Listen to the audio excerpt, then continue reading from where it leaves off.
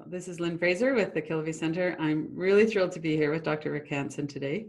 He's a specialist in a lot of things, and a lot of those touch on addiction and recovery. And I'm really welcoming his perspective and what he's going to bring into this conversation. A lot of his work I use in my work, and so it's especially exciting for me to be able to interview you today. So I'm going to let Then it's a pleasure, and greetings to everyone watching or listening. That said, I really wanted to do this. I'm not a specialist in addiction. I definitely have an interest there, and I have a deep interest in the sort of drive systems of the brain, somewhat informed, or I'm going to put it, inspired somewhat by the Buddha's second noble truth, the truth of craving, broadly defined, and then how to really think about that. I would say I'm very interested in reward, drive, definitely have a real interest in trauma, and very strong early childhood. I have a background in early childhood. My dissertation was on 15-month-olds, so I'm really interested in that whole territory. But I want to be clear, there are people who are truly specialists in trauma, and also people truly specialists in addiction and recovery, and that's not me.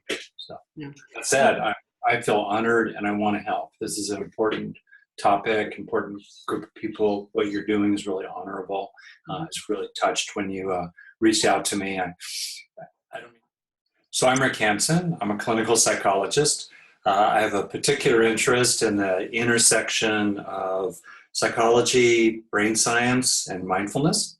So if you imagine kind of the sweet spot at the center of those three circles, that's what I'm particularly interested in professionally, and the applications therefore at what we can do to use our mind to change our brain, to change our mind for the better, and then apply that into different areas. I have a longstanding interest in drive and desire and craving and addiction.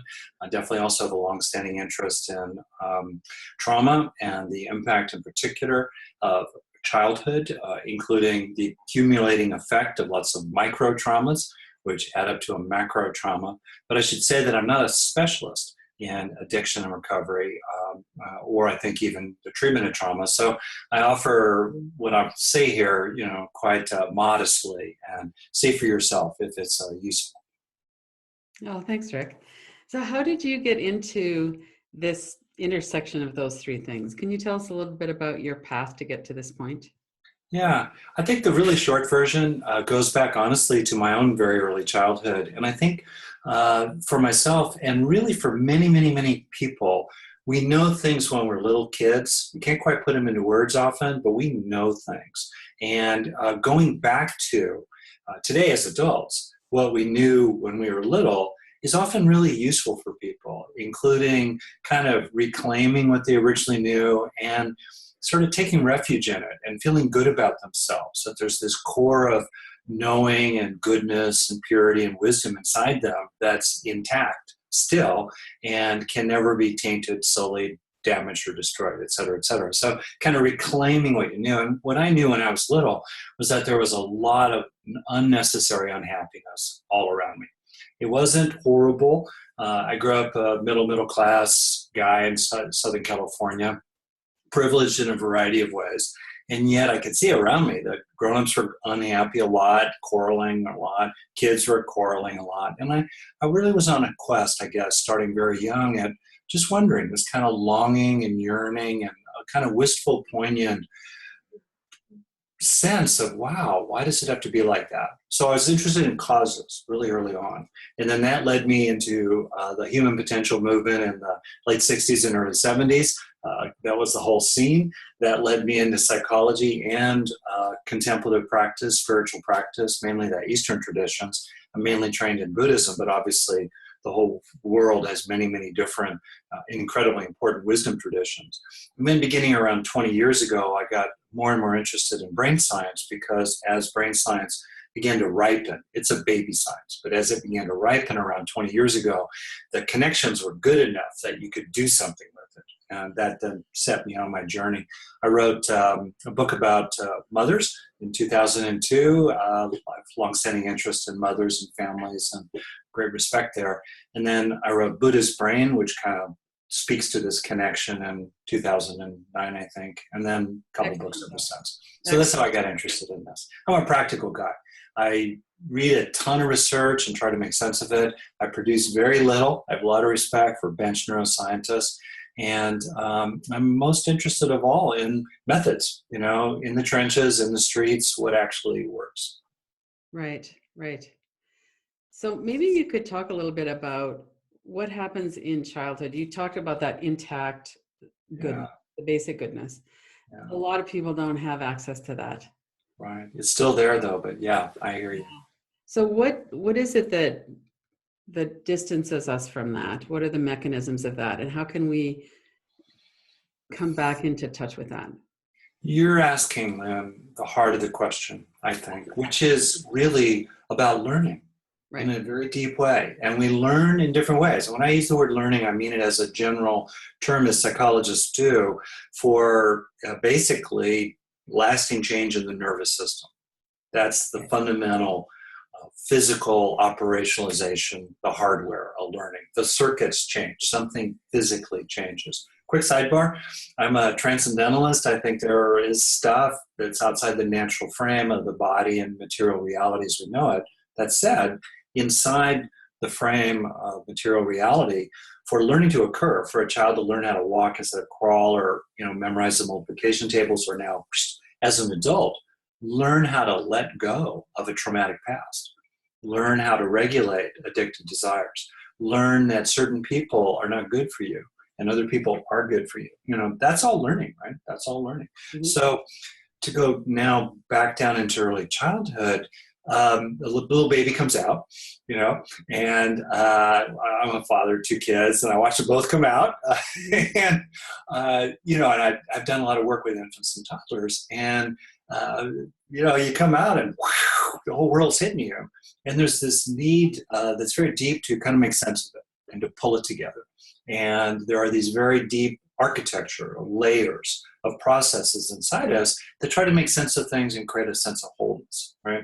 And then life lands. Your parents, your big brother, physical trauma, you're born prematurely, maybe you're nervous, your body's dysregulated, maybe your mom was addicted to something and you're born, whatever, everything happens to you. And sometimes painful, disruptive experiences kind of disrupt or get in the way of the healthy process of development. So here we now are today, let's say in adulthood or, adolescence as well. What do we do? And I think there are 2 takeaways here. One is to appreciate that the nervous system continues learning and we can guide that process. We can't do anything about the past. There's a, saying in Tibet, if you take care of the minutes, the years will take care of themselves. We can't do anything about the past, but we can take care of the minutes from now on. And bit by bit, step by step, day by day, synapse by synapse, you can actually internalize healthy, beneficial experiences and use them to crowd out, release, and eventually replace, negative material, harmful, painful, suffering material. So that's good news number 1. And I'm sure we'll talk more about how to do that, actually, the how of that, right? That's good news number 1, though, to know that we have that power. And it's really supported these days as well by tremendous amount of evidence from science on both human research and non-human animals. Okay. The second takeaway is to recognize that we are all born whole. Deep down, embedded in the body, whatever else is also true in the transcendental, the divine, the mystery, the whatever. And I'm not trying to persuade anyone about that. I'm just saying I'm opening it up to include that part. All right. Mm-hmm. But just in terms of our bodies, being a little infant, being a little toddler, deep down in our core is an integrated, coherent awareness that is both benign. It wants to build rather than destroy.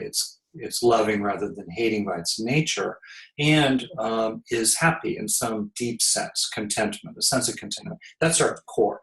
Mm-hmm. You cannot destroy that core. No matter how bad childhood was, you cannot destroy that core. It might be 80 miles down.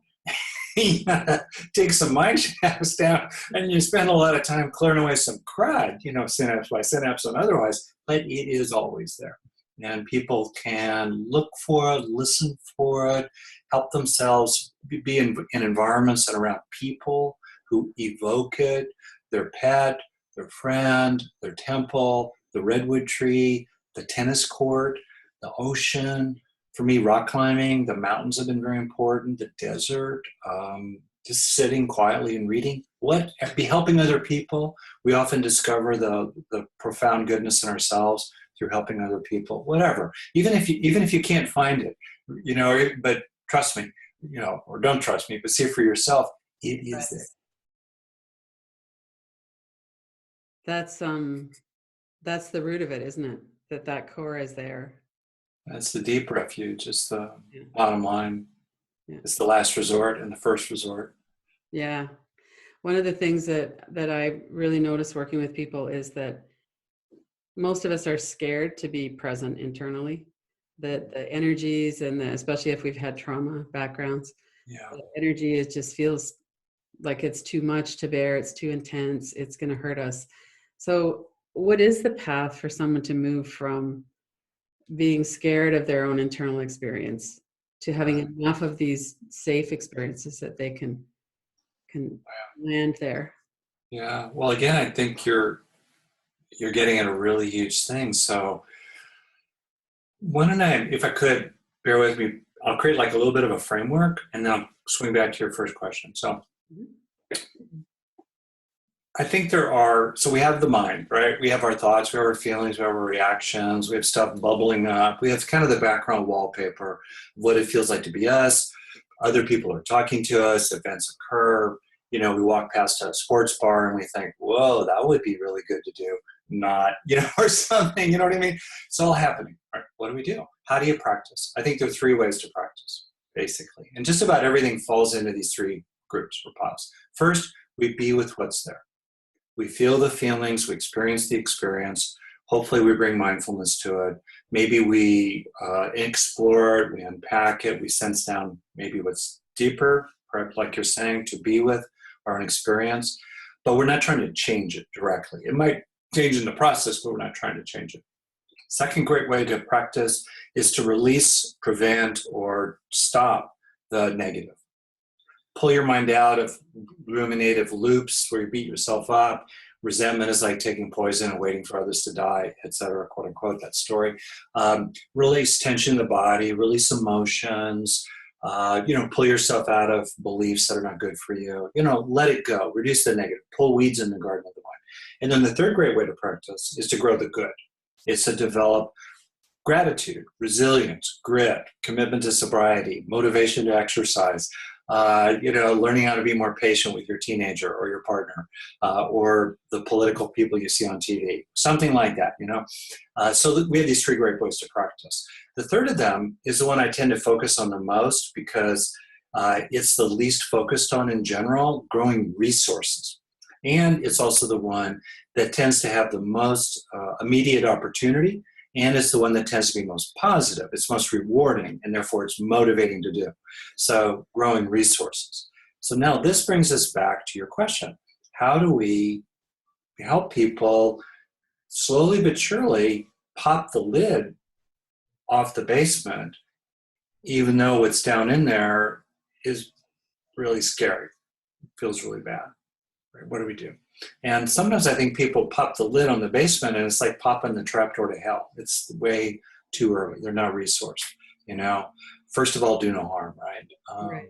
And so the question then becomes, how do we resource ourselves? In that third way to practice, it's kind of like if the mind and the brain were a garden, you can witness it, pull weeds, or plant flowers. And they all work together, but often we need to grow flowers. Pull weeds or plant flowers. We need to grow flowers to be able to witness the garden. Right. To see what's really there. So then you think about, okay, what would help a person gradually learn to tolerate and open to their own experience? And quick sidebar on myself, I would not use the word trauma to describe my childhood. I would say it's a C-. It was kind of a C- overall. I give that's a generous score. But a lot of little things add up. So I want to be really clear about this. That said, I had a lot of painful experiences and a lot of scary material inside myself. So I'm talking about something I know about from the inside out, at least to some extent. Mm-hmm. And so you think about then, what are some key resources, now cutting to the chase, that could be helpful? One of the key resources is being able to calm the body. Can you exhale and let the body calm? That's a key resource, and it's very important to develop, and there are many ways to develop that. That's really important.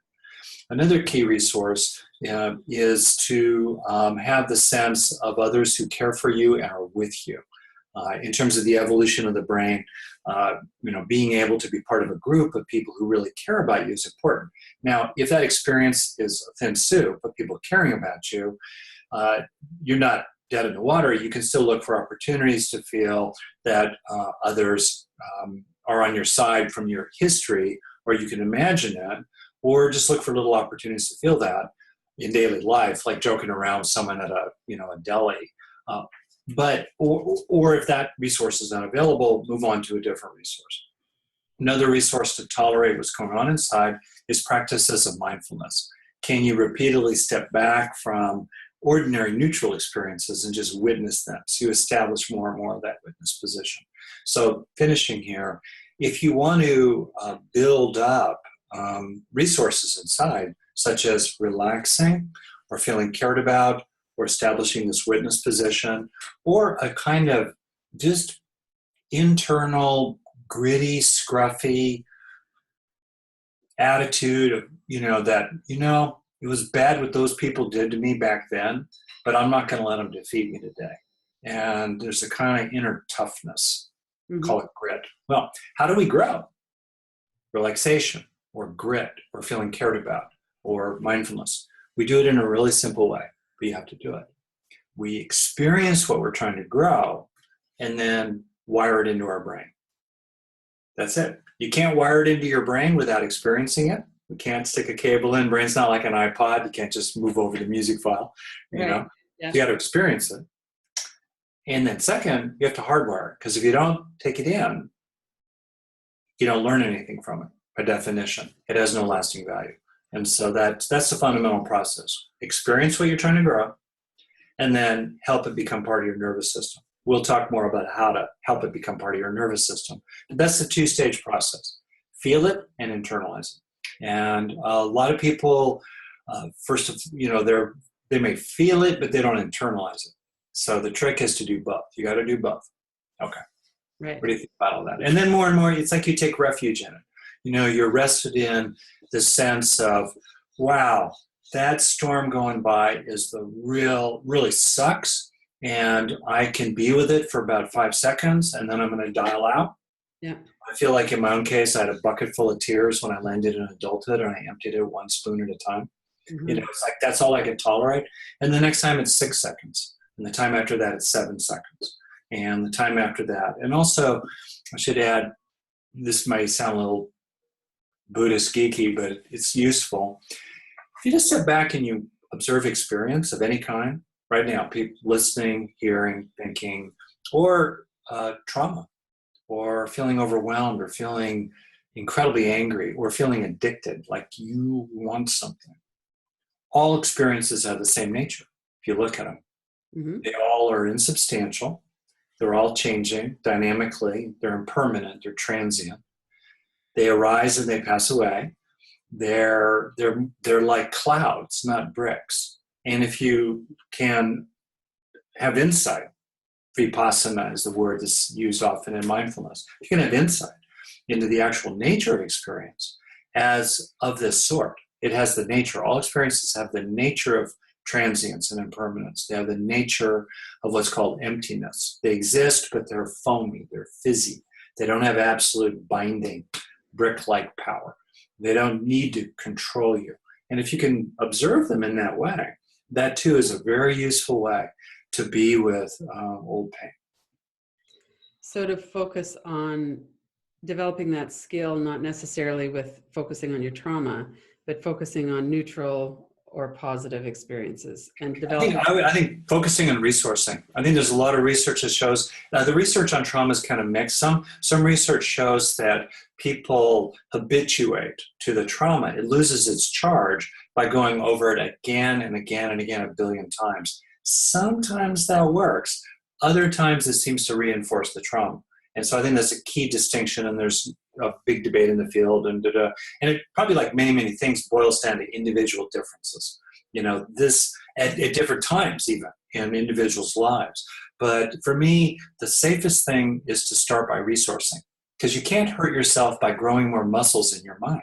You can't hurt yourself by becoming more compassionate or grateful or grittier or determined or committed to love. You can't hurt yourself by becoming those things.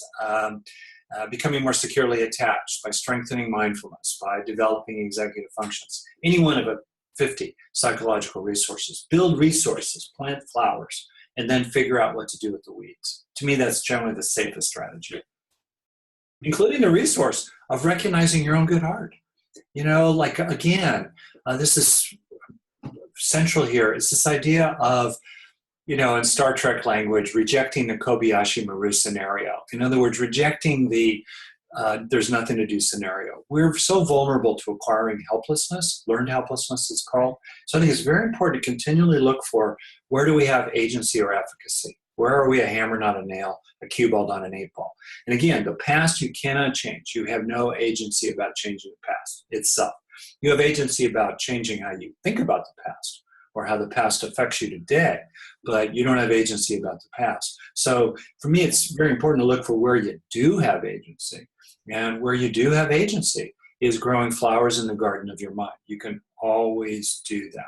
And to me, that itself is really helpful for both trauma and also things that feel addictive, because they feel like we don't have agency there. They hijack us, they take us, they sweep us away, they control us. And I think it's really important to look for ways that you can actually make something happen in your life, including being a good person yourself. Right? That resource experience of I'm caring, I'm nice to my dog, I don't crush spiders, I don't know, you know what I mean? I pick up trash, I say hello to people in little ways, no sainthood required.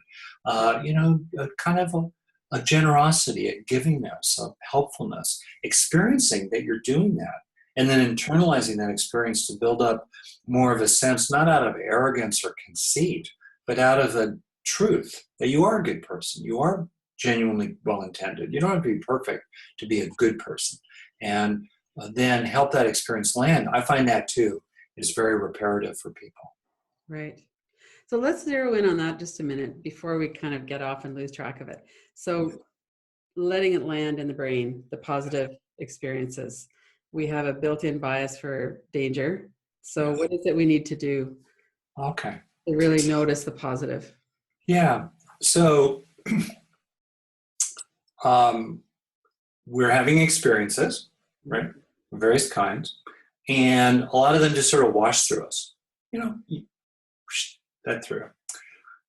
And also, there are a number of mechanisms in the nervous system throughout the body, headquartered in the brain, that are tending to turn those passing states, those passing experiences, and they're tending to capture residues of those experiences and gradually turn those residues into a lasting change in the body, in neural structure or function. So there are many ways that happens. One way is literally new connections get built between neurons. Existing connections called synapses become sensitized or desensitized. There are changes in ebbs and flows of neurochemicals, neurotransmitters, different regions that are repeatedly engaged to do something, get more blood flow. The brain is very dynamically changing continuously. So the question then becomes, how do we help it change for the better? And there's a key point here that, as you were alluding to a moment ago, the brain has what scientists call a negativity bias. Or as I put it, it's like Velcro for the bad, but Teflon for the good. In other words, experiences that are of irritation or anxiety or inadequacy or sadness, negative quote-unquote experiences tend to be registered very rapidly, because those experiences in our ancestral past, that goes back 600 million years in terms of just the evolution of the nervous system, sitting on top of 3 billion years of life, right? 200 million years of mammalian evolution, 40 million primate evolution, 2.5 million years of hominid human evolution, 200, 300,000 years of human evolution. It's kind of crazy. It's like the Grateful Dead lyric. What a long, strange trip it's been. Anyway, Yeah. back upstream, in the ancient past, man, animals that were really quick to learn from scary experiences or painful experiences or aggressive experiences in their bands, they lived to see the sunrise and passed on their genes. But animals that were super laid back, they've been listening to my tapes or something, all chilled out, they got eaten. They weren't paranoid enough. They weren't cranky. They weren't, aggressive interpersonally. And they didn't make it. So here we are today. Thanks a lot, Mother Nature. But anyway, we're here today. What are we going to do about it? So we have this negativity bias that tends to capture painful, negative, irritating, harmful experiences because they have more urgency and impact for survival. So they get fast-tracked in. Meanwhile, experiences throughout the day of, that was nice, or that tasted good, or you're nice to me, or I'm nice to you, or I got that done, or, that car crash did not happen, nobody ran through that red light to kill me or hurt me, or blah, blah, blah, blah. Wash this through like water through a sieve. Meanwhile, negative experiences are caught. That's Mother Nature's plan for survival. It's well-intended, but it sucks for quality of life and long-term health and longevity and relationships with other people. What do? If you tilt toward ordinary beneficial experiences in the flow of your day, you are just leveling the playing field. So how can you help everyday experiences of getting things done, the dishes, an email, a sense of accomplishment, or a sense of your own good heart, or a sense that other people actually do like you and include you, even if they annoy you, they still like you, let's say. That, for example, you got through a day without drinking, and it was better than the alternative. How do you internalize the experience of waking up in the morning and you're not hungover, your breath isn't terrible, and your partner's not embarrassed about you? How do you're having that experience? How do you help it land? Right? This is where a little knowledge about the hardware helps. The brain changes structure over a period of time. So the longer we stay with the experience, the more it's going to tend to sink in. There's a famous saying, neurons that fire together wire together. So the longer you keep them firing, 5 seconds, 10 seconds, 1 breath, 3 breaths, the longer you stay with the experience, the more it's going to tend to transfer into storage. Also, the more fully you feel a good experience, rather than just being kind of numb to it or dismissing it, but the more you actually open to it and recognize the value in beneficial experiences, which are usually enjoyable. Their enjoyability is usually a marker. They feel good because they are good. In evolution, those kind of experiences promoted survival. Experiences of accomplishment or gratitude or compassion or love, or feeling safe, feeling peaceful, feeling protected. Those are wholesome experiences. So let them be big for you. Feel them in your body. The more an experience is, the more kinds of neurons that are firing together, the more kinds of wiring together you're going to get. And have a sense of it sinking in. Absorb it into yourself, and also track what's rewarding about it, what's enjoyable about it, because that will release little neurochemicals, dopamine and norepinephrine, that will flag the experience as a keeper in the long-term storage. So there are multiple things you can do on my website, rickhanson.net. I have tons of freely offered materials that get into the detail of this. There are a lot of details and there are a lot of applications for different kinds of beneficial resources to grow inside ourselves, and that's cool. But the essence is unbelievably simple and wonderful. Have it, enjoy it. It's a 2-stage process. Experience what you want to grow, or factors of it, and then take in those experiences into yourself, usually a dozen or 2 dozen seconds at a time, no more. Bit by bit, you'll be changing your brain for the better from the inside out. And it's great. Really look for those opportunities in everyday life, 6 times over the course of the day, to let something beneficial land. That itself will change your day. At the end of the day, it will feel different, partly because of what you've taken in, but also more generally because of your attitude, that you're looking for the good to take in, and you're not dead in the water, you're a hammer and not a nail in terms of your approach to your own life. And then also you can look for those particular resources you want to grow that are very high value for you. For me as a kid or as a teenager landing in college, high value experiences were feeling seen and included, because for a lot of reasons I was not seen or included as a kid. A lot of neglect there in various ways. And so, if you know what your high value experience is, you know what you're trying to grow, look for opportunities to experience it. Those are high value. Those are big ones. You know what I mean? And really go after them. So for me, those are two super key things for a person to do. One, look for half a dozen opportunities, less than half a minute at a time, to just register what could be what's beneficial in the flow of your day. Feel it, let it sink in, feel like it's becoming a part of you. And second, at least once or twice a day, look for a high value, look for an experience of a high value psychological resource that you really want to grow inside yourself. That will change your day. It'll change your month. It'll change your life. Change your brain. Yeah. And your brain from the inside out. Change your brain. Change your life. One of the things as I'm listening to that too, is that as we're practicing mindfulness, we're really seeing ourselves and noticing ourselves, and what a juicy ground that is for us to, if we're feeling unseen and neglected, if that's part of what, Yeah. to see ourselves is the most important, because even if somebody else sees us, if it doesn't land inside, it kind of feels like, well, if they really knew me, they wouldn't like me, or, so this seeing ourselves is so important too. I really agree with you. And see right there, as soon as you started talking, you were feeling it. You were drawing me into feeling it. Maybe other people are being drawn into feeling it, what that's like to see yourself in that accepting, including, maybe compassionate way. Mm-hmm. Right there is an opportunity to register a beneficial experience. Right. To slow it down, yeah. Feel it. Right there. Mm-hmm. And we have so many opportunities like that, and they just kind of flow right by. Mm-hmm. Unless we're really focusing on them. Yeah. Yeah. So one of the things, this is kind of a good segue into craving. So one of the things that happens when we're craving is we don't have any trouble paying attention to it. It's right there. Yeah. So what do we do? I loved what you said about in the morning, looking at all the things that are not happening. You're not hungover. You're not in trouble, all of that. But how do you deal with that during the day? You're walking by that bar, or you're in the ice cream section of the store, or whatever it is. Yeah.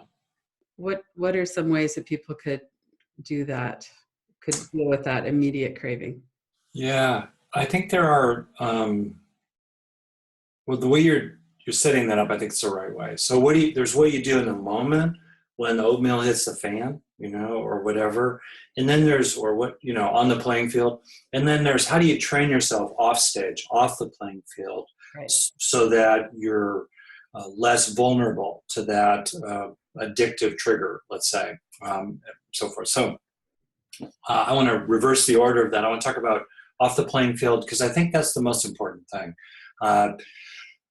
It's tough when the oatmeal flies, you know what I mean? And there you are. But what you can do in terms of preparing yourself and training yourself can make a big difference. So to that, why do we crave? We crave, primary reason, the body craves.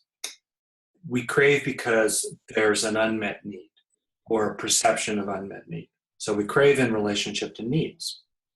What do we need?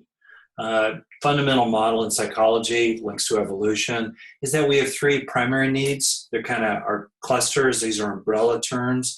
I don't think everything fits into this framework, and there are probably some blends, but this is a useful framework.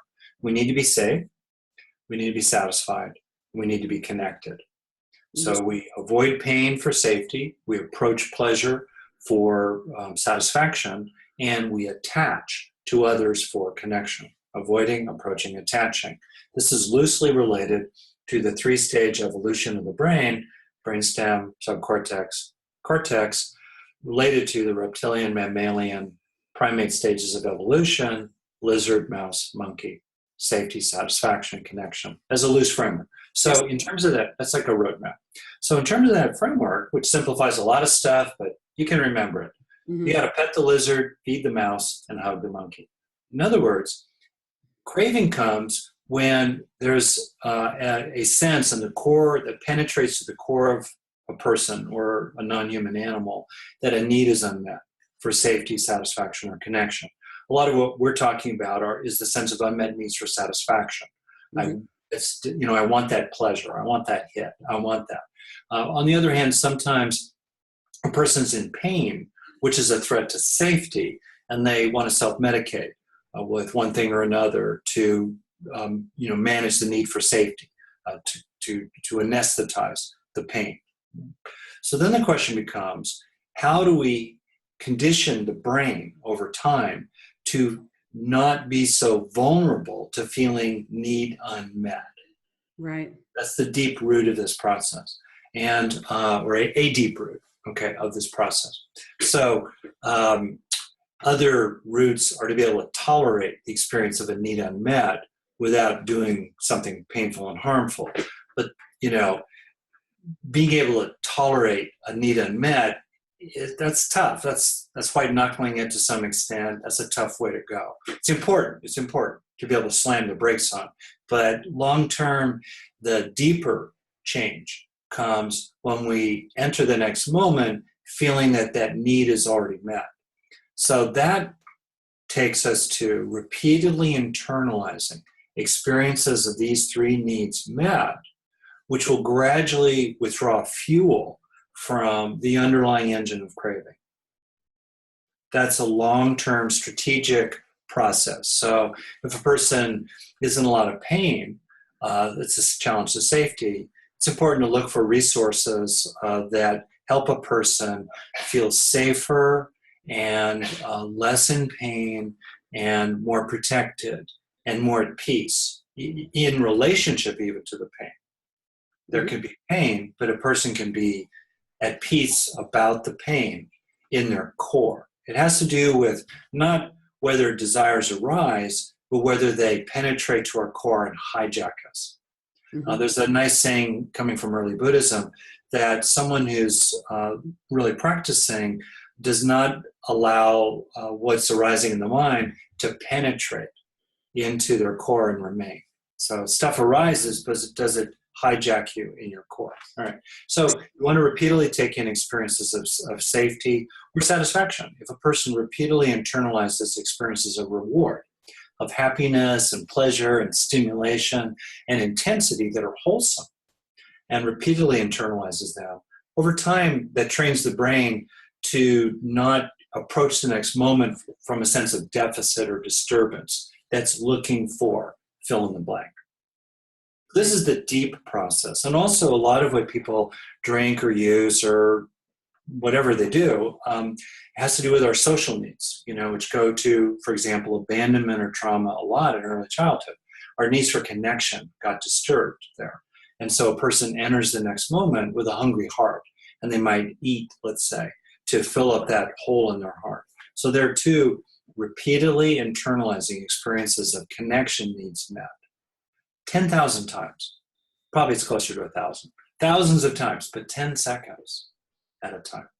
Again, and again, and again, and again. Gradually and hopefully changes the nervous system so more and more we enter the next moment, we don't feel like that lonely monkey. We feel loved already. We feel loving already. We feel we have friends already. We have camaraderie already. We're in community already.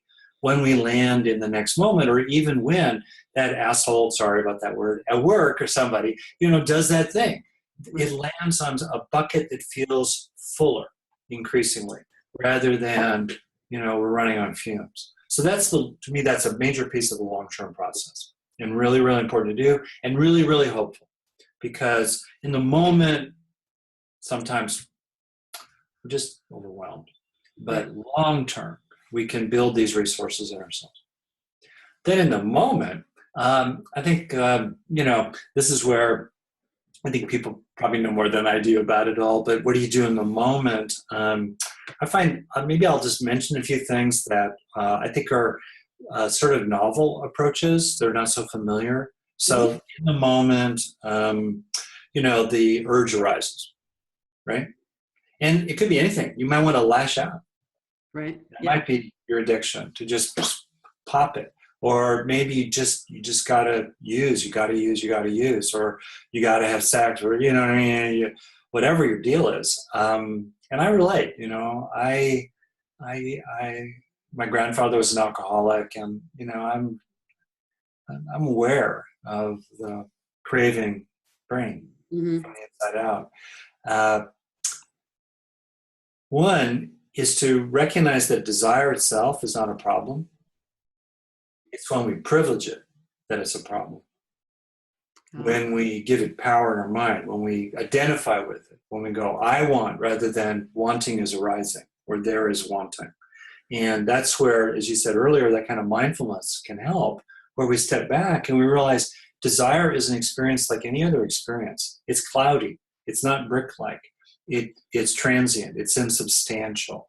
It's empty of absolute compulsive power. It is non-binding, right? So that's kind of that comes from more of a, that's a way of looking at the urge in the moment that can be very useful to people. A second thing is to realize that we have a kind of inner ad agency in the brain that's constantly telling us how pleasurable it will be to do something. Right. And yet when we actually do it, it's rarely as great as advertised. And the costs are usually much greater than the ad agency admitted to. And that's because to motivate our ancient ancestors, we evolved very powerful drive systems that I call it the simulator inside, that generates all these little mini movies about doing this or doing that. In those little mini movies, the generating of the anticipated reward, how good it will be, how great that carrot will taste, it's usually not at all as good eventually when we eat it as is advertised. And if you know that Mother Nature has installed a very effective inner ad agency to keep little mice and monkeys alive back in the Serengeti, let alone ancient lizards alive back in the Jurassic Park, et cetera. If you know that about yourself, then you don't have to take it so seriously. It's BSing you. It's over-promising. And to me, that's a way of looking at, urges that's not so common, but might be useful for people. I'll leave it there. I should let you say something. Over-promising. That's a really good way to look at it, because it's absolutely true. You know what? One of the things in meditation, they talk about the area of the brain that just stores all of our memories, and there's so many associations between events and memories and our body, the energy in our body, and all of this stuff. When you've got a craving for a cold beer, it's not just the beer, it's the company that you've had, it's the fun times you've had. And there might be some kind of thoughts in the background about how you're going to get in trouble with it. But there's so many experiences we've had. So one of the things I like about your approach is if we're resourcing ourselves with positive experiences of safety and satisfaction and connection, then those aren't so powerful. That's exactly right. You feel fuller, and that's right. You feel fuller. You have an easier relationship to all of it. So one of the questions that we're asking is, do you have a quote that you use that's kind of informed your work? A quote I think about probably every day at least comes from the Dhammapada. It's an early Buddhist text, 2,300 or so years old, and so forth. It goes like this: think not lightly of good, saying, it will not come to me. Drop by drop is the water pot filled. Likewise, the wise one, gathering it little by little, fills oneself with good. I think that's so summary, as you go through your day, look for those little opportunities, 5 seconds here, a minute there, where you let the good land, help the good to arise in your life. This is not either or, improve your circumstances and all the way scaled up to society as best you can in the world altogether, sure. And meanwhile, bring attention to the good that is already there or the beneficial experiences you're already having. So, notice it in the first place and then put it in your water pot, Right. take it in, take that extra breath or two or three to help your brain change for the better, drop by drop, synapse by synapse, minute by minute, day by day. One of the things I find interesting is some people will have an experience and have a certain response to it. Someone else will have a similar experience, have a different response to it. And some people seem more prone to addiction. So is that to do with not having the resources to stay with whatever's happening, or what would you want to say about that?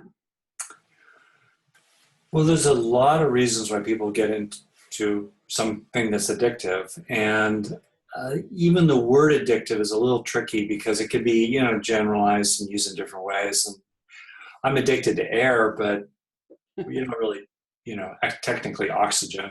But it doesn't really, we wouldn't really use the word that way. So all that said, as you probably know, and many of your listeners will know too, that some people are born with genetic vulnerabilities, sometimes involving the dopamine receptor system in the brain, kind of a molecule a neurotransmitter that tracks reward. It's not so involved in the experience of reward, but it definitely is involved in drive for reward. Dopamine is. So some people, for example, have fewer receptors for dopamine. So that means that for them to feel rewarded, they need an ongoing stream of reward. Whereas other people have more receptors, so a little bit of dopamine in their brain, it gets taken up in a lot of places. So the takeaway from that is a very broad general principle to honor your nature.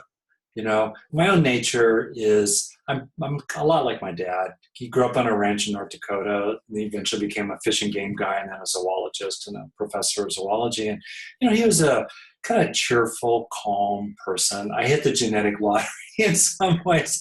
I'm pretty steady.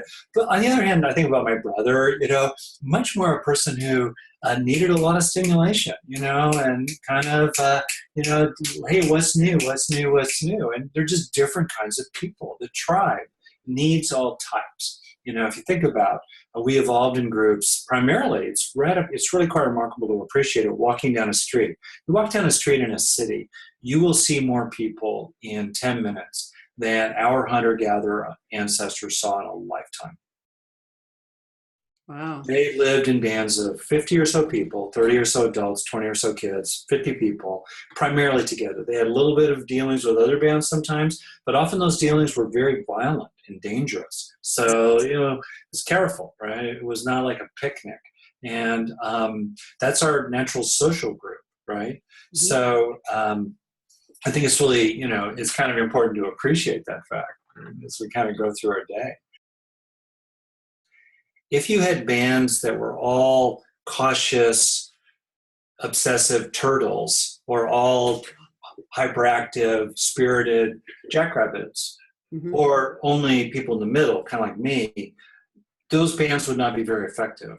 But bands that had a mixture of temperaments, had neurological diversity, temperamental diversity, they could outcompete other bands. So a very high proportion of people in rehab and prisons more tend to be the jackrabbits of the tribe.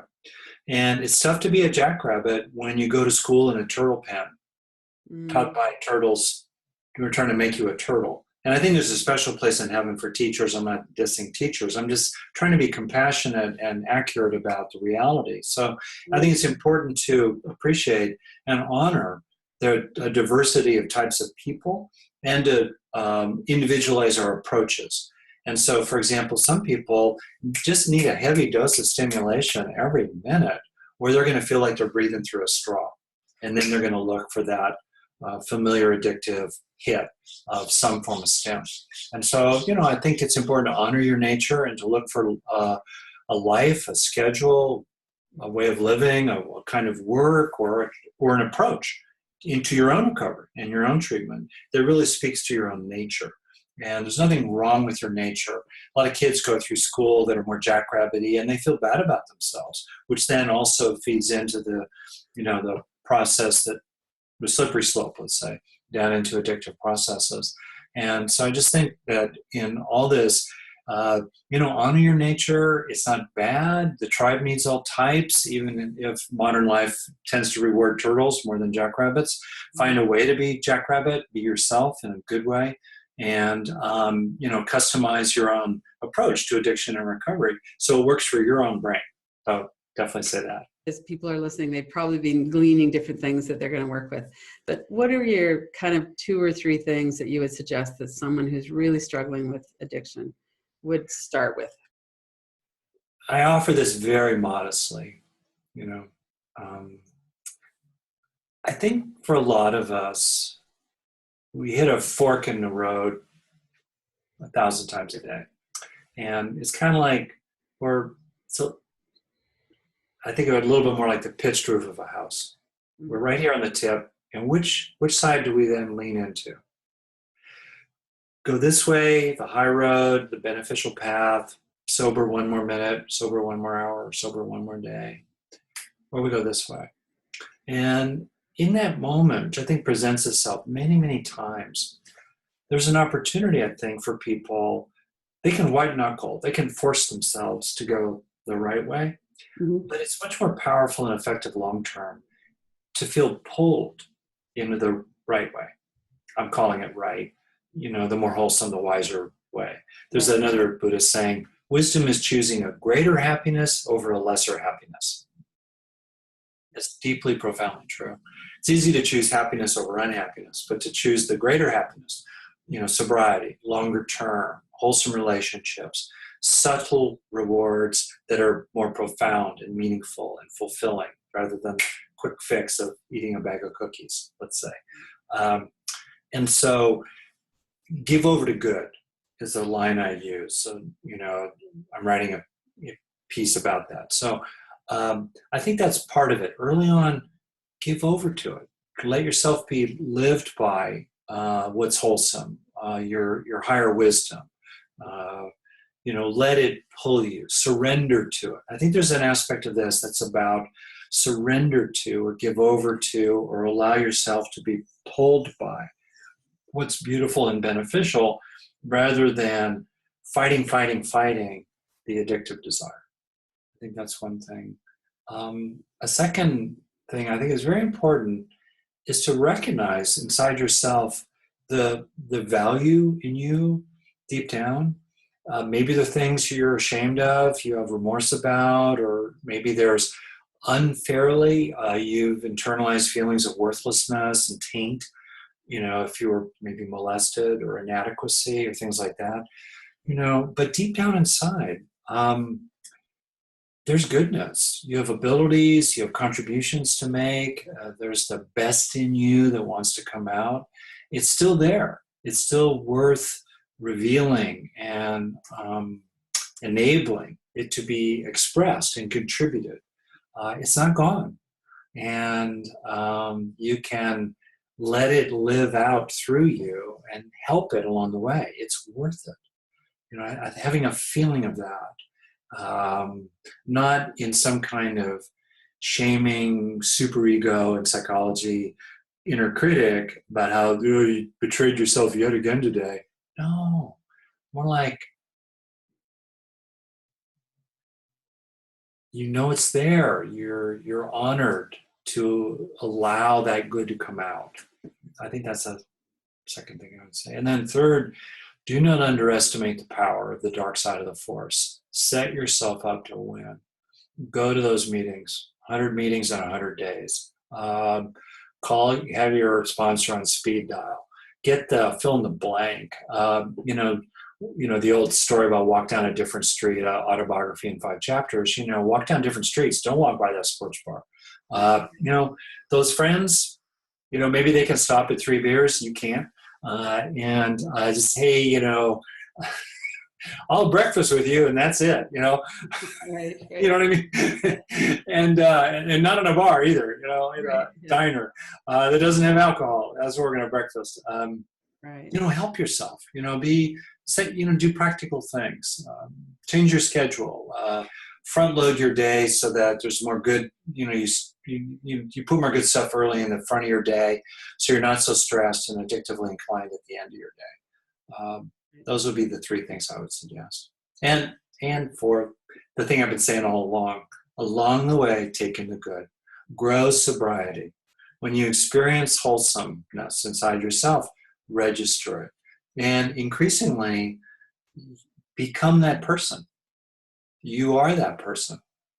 When I meditate, a way to think about meditation is I try to rest my mind. There's an old saying, the mind takes its shape from what it repeatedly rests upon.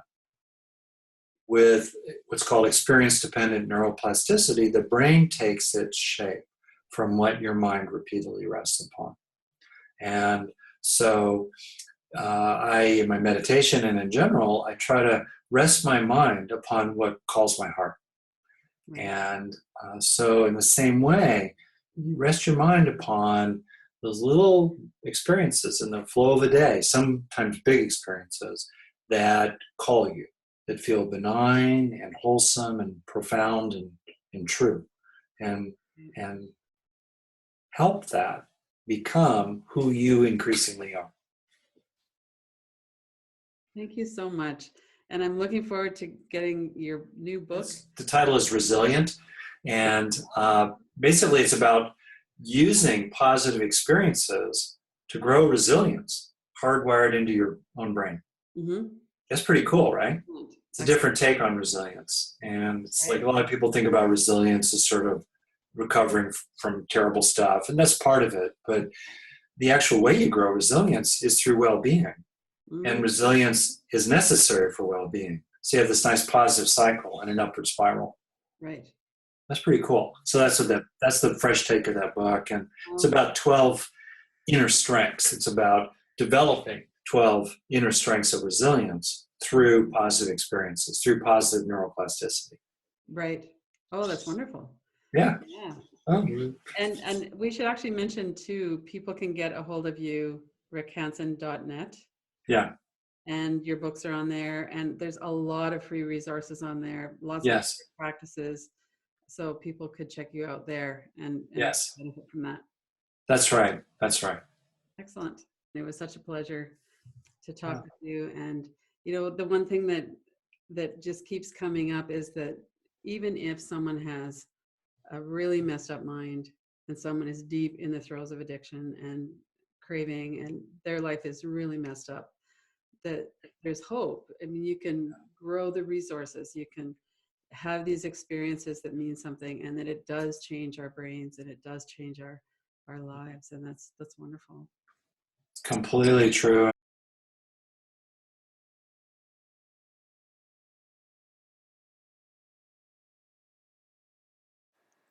Go to KilobyCenter.com, Radical Recovery Summit, to see the full schedule of speakers and to register to watch these free online September 23rd and 24th in the Radical Recovery Summit 2017.